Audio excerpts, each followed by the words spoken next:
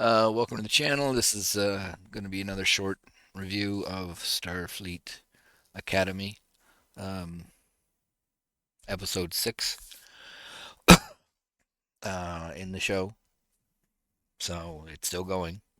Um, Actually, as bad as this episode is, it's actually kind of Star Trekky. Like they accidentally screwed up and delivered somewhat of a Star Trek episode in this show. Finally, already up to episode 6, and this is the first sniff, tiny little tidbit of a good Starfleet show. Maybe it's because Paul Giamatti here is back as the main villain, although his dialogue is absolutely shit. At one point he he's doing what he does, which is blah, blah, blah, blah, blah, about stuff. And again, it's all 20th century lingo. He references the sound of music at one point, and it's like, why would somebody 1,000 years from now even know what the sound of music is? Maybe it's the most important movie to that generation for some reason, but yeah, yeah, the the dialogue is crap. The worst part about this episode is most of the writing, but the story, the thread of the story is actually there. So, anyways, they start off with teen romance. Caleb and the Betazoid girl that he's interested in finally do the horizontal mambo. But as usual, they can't write any kind of proper relationship in these shows. So at some point, he gets upset at her for the fact that she brings up, because she gets into his head, which he doesn't seem to mind until he brings up an image of not even his mother, but his teddy bear. Yeah, so he gets upset and they part on bad terms, kind of thing. So you see them sort of the rest of the episode staring at it, like looking quick, looking glances at each other. But finally, I guess they are going to go on another mission, and they're actually going to allow the cadets to man some of the stations in the Athena. We've never seen them actually trained to know what to do, but they must have got it off screen because they know how to do everything. But they go to a junkyard, um, spaceship junkyard, and of course there is a intact starship there. I can't even remember the name of it, some Japanese name, I think, where the crew is trying to ignite a new kind of drive. So what they have warp drives, and they have spore drives in Discovery, and then this is a singularity drive. And of course, when they lit up the singularity drive, it caused many cascading thingies to happen on the ship, and it killed everybody. So okay. They use it as a training exercise anyway. Teams go in and try to fire up the ship, and nobody's managed to do it successfully, which makes no sense.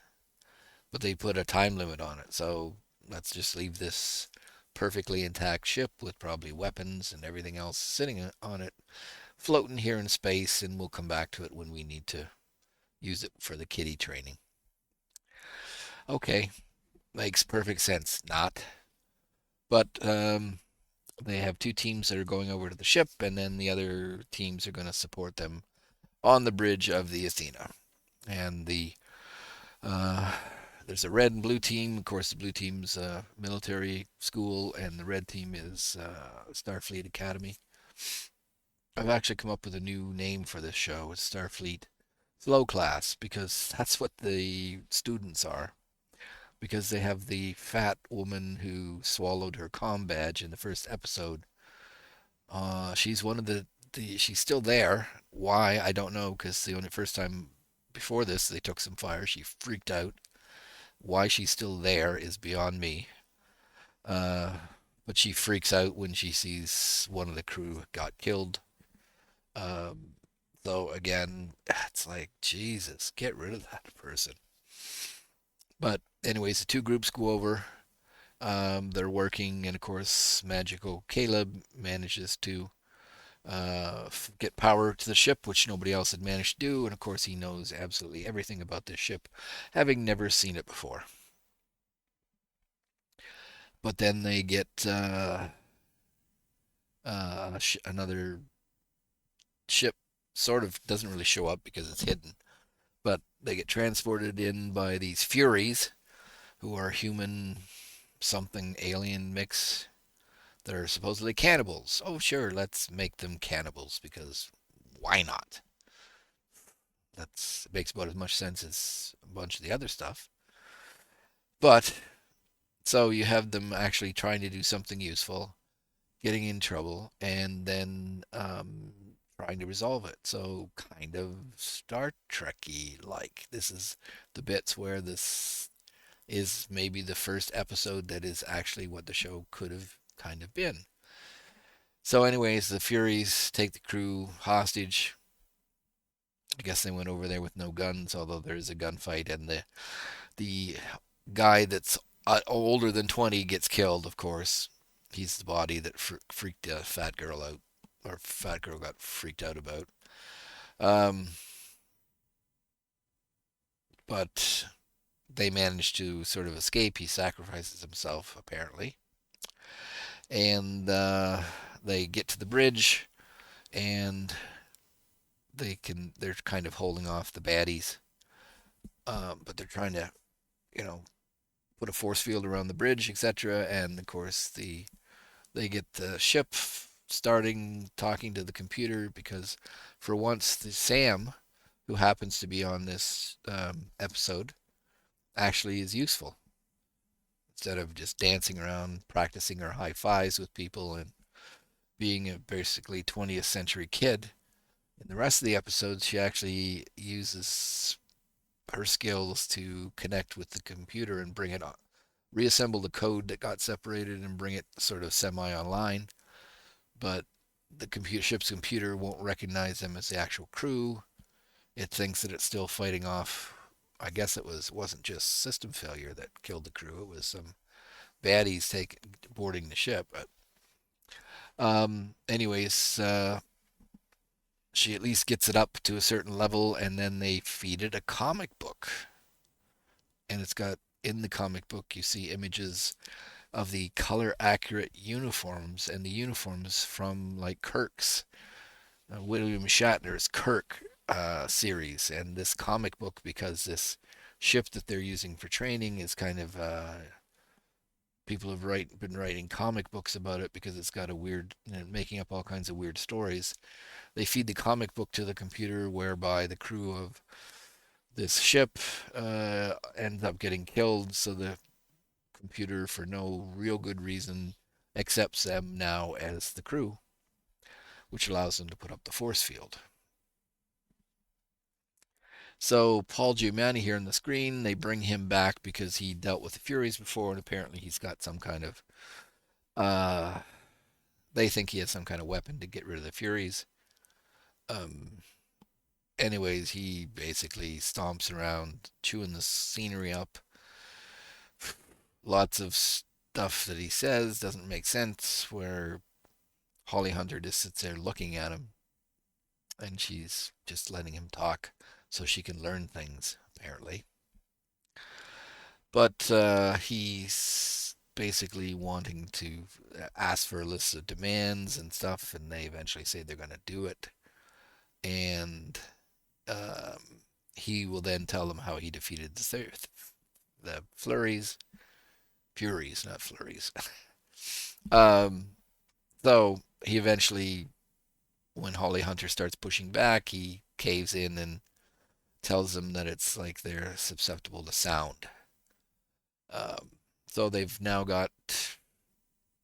They're going to bring. There's a Starfleet research station close by with a Intrepid class, and it's a new kind of starship that's there as guard and is going to come and rescue them and configure itself to put out the sound transmission. They don't know what kind of sound because they didn't really specify, but they're going to put out sound.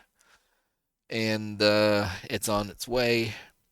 Um, they let Paul Giamatti go because they got out of him what they think they wanted out of him. They also have a secondary plan where they're going to fire up the singularity drive on the ship because that will at least kill the dampening field by the cloaked ship, and that will allow them to at least open the dampening field long enough to transport people back to the Athena. Oh well, that doesn't go well because Paul Giamatti's character has set a trap for them, and he's been working with the Furies all along. And the only reason he um, has cooperated is he wants that intrepid ship to come uh, to the aid of the Athena so that he can destroy it, and then there's nothing guarding the research station, so he goes and robs that. So, anyways, we find at the end that the Betazoid girlfriend is able to talk to Caleb. She tells him everything he needs to know to get the singularity drive up and running, and ultimately kills all the Furies because that's what she can do. If she pulls out the little thing, little light in her neck, she has the power because she's amazing or special. Her brother says that at one point. So she basically screams and it kills, explodes all the heads of the Furies that are there. So this is Star Trek meets Scanners. If you ever seen that old movie. Um, so they get the kiddies back, but Paul Giamatti has attacked the research station, stolen all the tech there, some of it highly classified, killed everybody on the station. One of the Vulcan uh, military academy kids gets killed. The instructor gets killed, um, and Gaiden gets to hold hands with his boyfriend from the military academy. So I guess that's an accomplishment as well. But yeah, so there's a gem of a Star Trek episode hidden inside all the other shit that they have for this show. Um, so it's actually probably the best episode so far, surprisingly. But the writing, the story doesn't make a lot of sense. The story is convoluted. The dialogue is horrific. Forget about Sound of Music references or anything else. There's just a lot of other stuff that Paul Giamatti says that, is just stupid, inappropriate for the time. That's one of the big problems that people have with this show. The dialogue is inappropriate for the timeline. It's all 20th century kiddie, young people, hip hop type culture, whatever, and the dialogue is just so bad in the show. But you do actually see the people in this show actually somewhat trying to act like Starfleet with actual consequences to the actions that they do, i.e., by bringing that Intrepid class ship to help the Athena, they left the research station totally vulnerable.